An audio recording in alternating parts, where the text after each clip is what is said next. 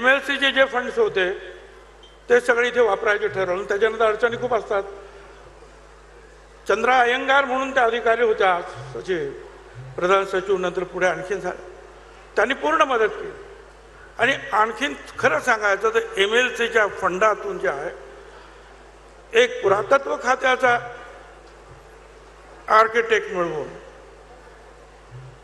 गावातलं निरीक्षण करून त्या गावातील घरांसारखं घर उभं करण्याचा आपण प्रयत्न केला.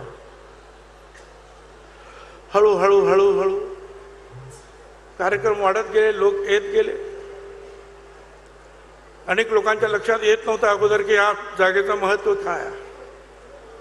पण ह्या सगळ्या गोष्टी ज्या आहेत, शिवछत्रपती असतील, जिजामाता असेल, सावित्रीबाई फुले, महात्मा ज्योतिराव फुले, डॉक्टर बाबासाहेब आंबेडकर, अण्णाभाऊ साठे, अहिल्याबाई होळकर, हे अनेक जे आहेत ते आपली दैवता आहेत.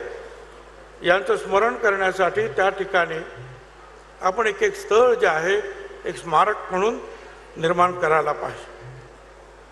सावित्रीबाई फुल्यांचे अनंत उपकार तुमच्या आमच्यावर आहेत. शिक्षणाच्या बाबतीमध्ये तर आहेच आपल्याला पाहिजे. आणि सगळ्यांनी सगळे सांगतात की शेणाचे गोळे त्यांना मारले, दगड मारले. कुणी मारले ते? तुम्ही आम्ही सगळ्यांनी, केवळ ब्राह्मणांनी नाही, हे लक्षात घ्या. महात्मा ज्योतिराव फुल्यांना मदत करणारे जसे विरोध करणारे होते तसे मदत करणारे ब्राह्मण सुद्धा होते. भवाळकर होते. भिड्यांचा वाडा आपण म्हणतो तिथे शाळा, ते भिडे ब्राह्मणच.